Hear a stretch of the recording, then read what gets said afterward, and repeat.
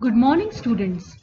आज हम inflation and its types को जानने का प्रयास करेंगे। हिंदी में इसे मुद्रास्फीति अथवा मुद्रा प्रसार भी कहते हैं। मुद्रास्फीति और एवं इसके प्रकार क्या हैं, इसको हम आज समझने का प्रयास करेंगे।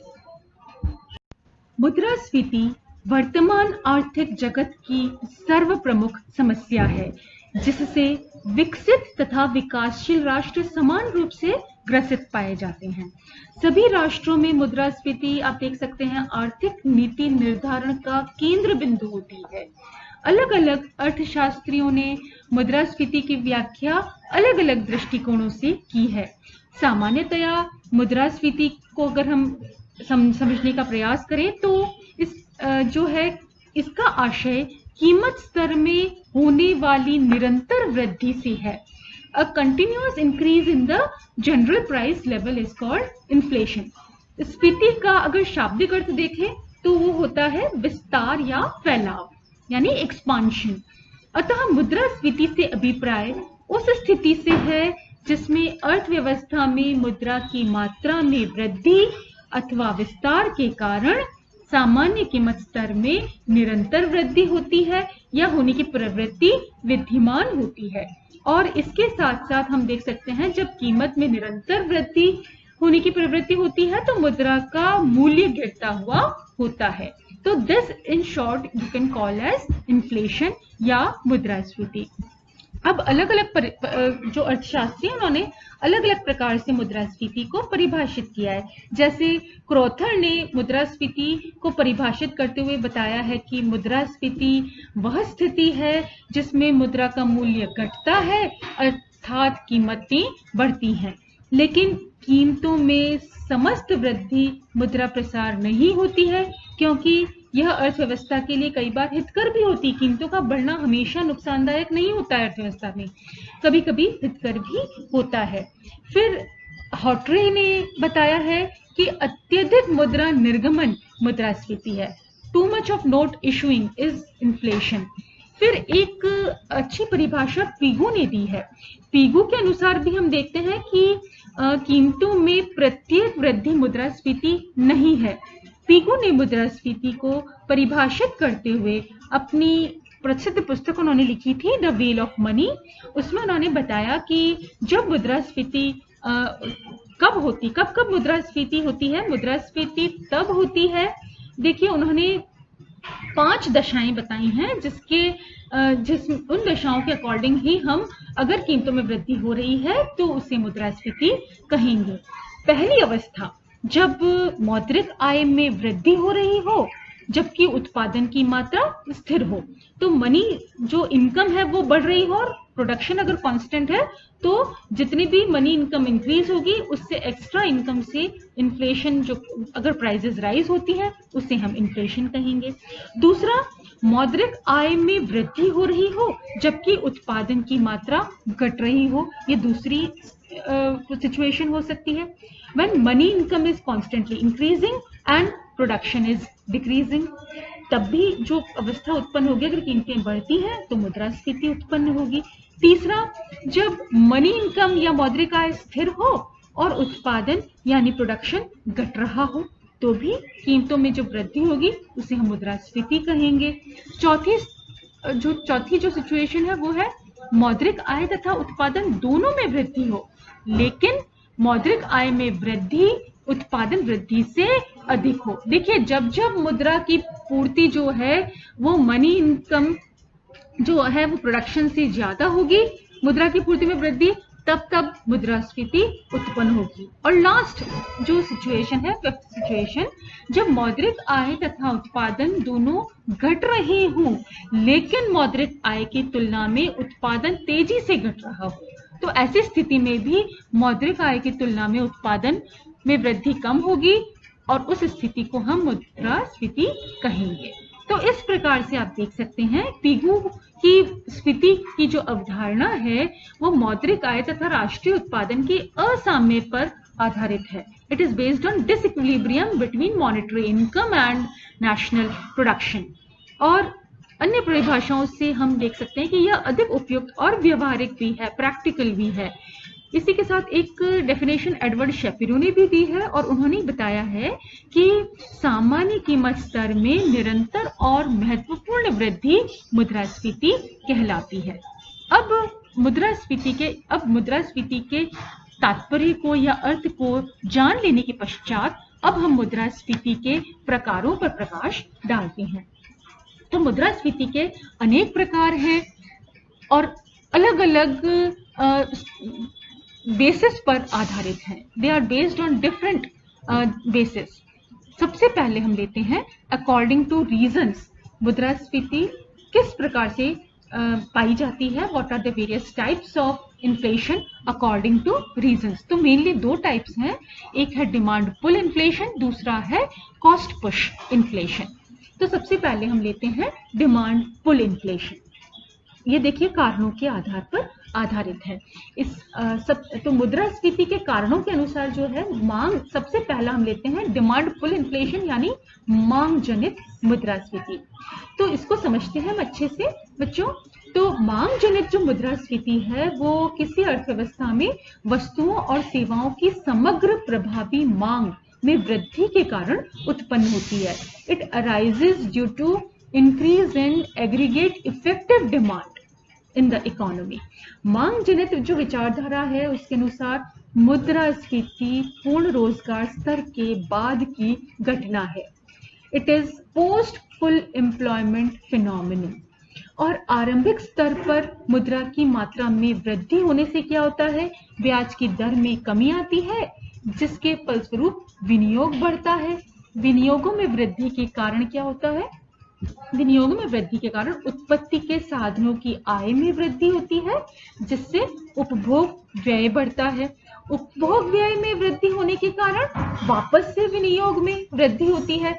चूंकि अब अर्थव्यवस्था क्या है, पूर्ण रोजगार के स्तर पर पहले से ही है, इसलिए विनियोग व्यय उत्पादन में वृद्धि नहीं करेगा। परिणाम स्वरूप मांग जनित मुद्रास्फीति की स्थिति उत्पन्न हो जाएगी। इस प्रकार की स्थिति की इसने बताया कि युद्ध के पश्चात उत्पन्न होती है।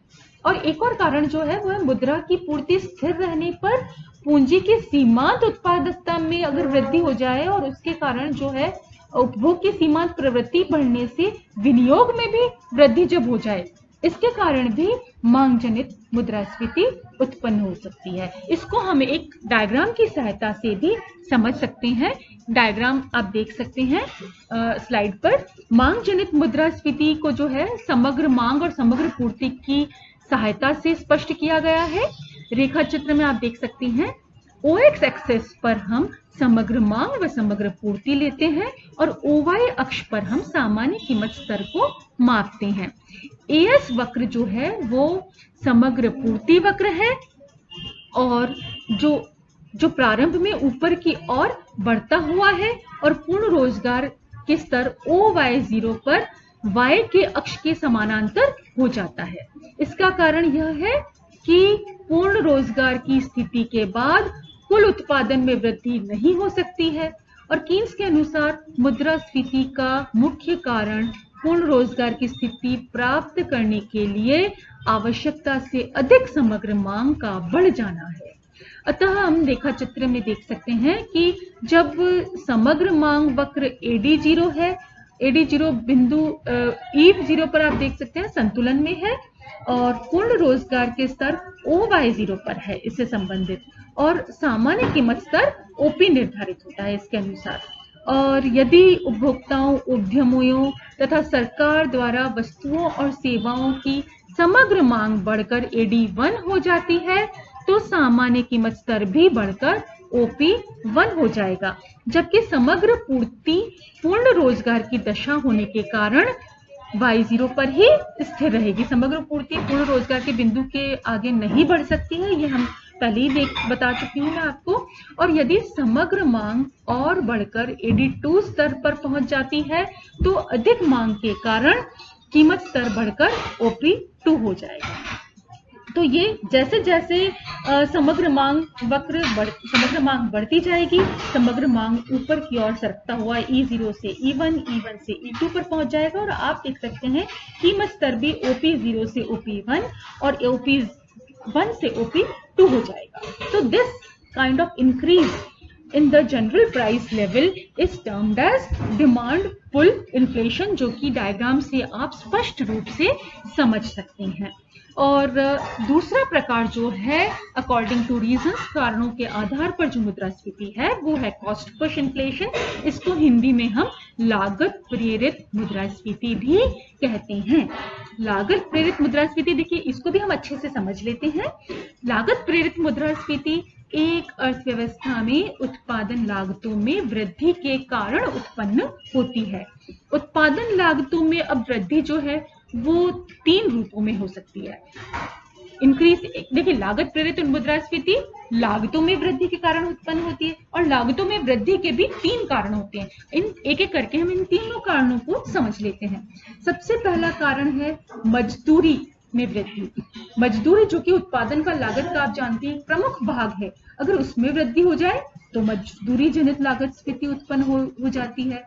और मजदूरी वृद्धि की स्थिति में श्रम बाजार में श्रम के एकाधिकार अथवा श्रम संगठनों द्वारा मजदूरी में वृद्धि की मांग से उत्पन्न हो सकता है। कई बार लेबर यूनियंस जो होते हैं वो मजदूरी में वृद्धि की मांग करते हैं, और उसके कारण मजदूरी वृद्धि अगर हो जाती है तो that leads to cost push या लागत प्रेरित मुद्रास्फीति।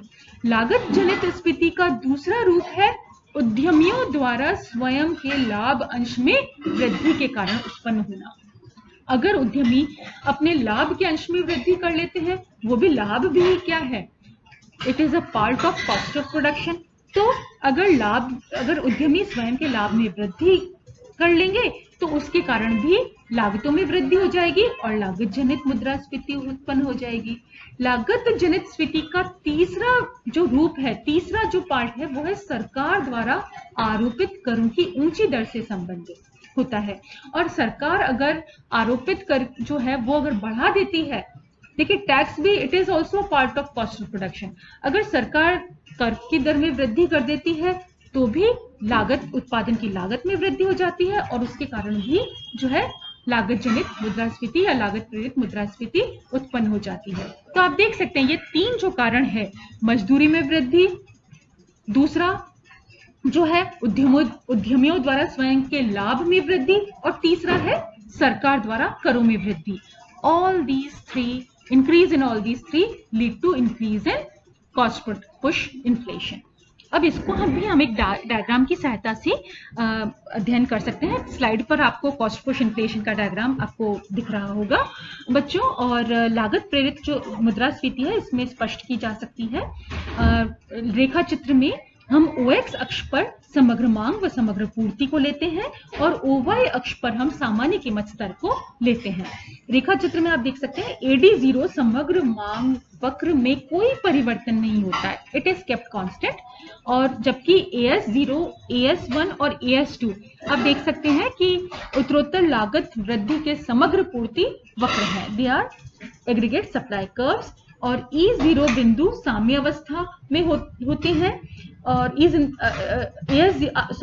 प्रारंभ में देखिए सब समग्र मांग पूर्ति और AS0 और समग्र मांग AD0 E0 बिंदु पर इक्विलिब्रियम या साम्य की स्थिति में होता है, और उस समय कीमत स्तर क्या निर्धारित हुआ है, OP0।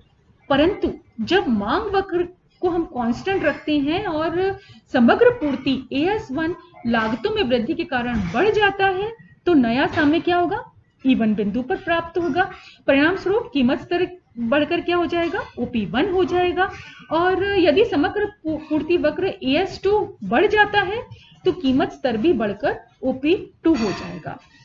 इस प्रकार समग्र मांग के यथावत रहते हुए लागतों में वृद्धि से समग्र पूर्ति वक्र के बढ़ने से कीमत स्तर में होने वाली जो सामान्य वृद्धि है वो लागत प्रेरित स्फीति कहलाती है।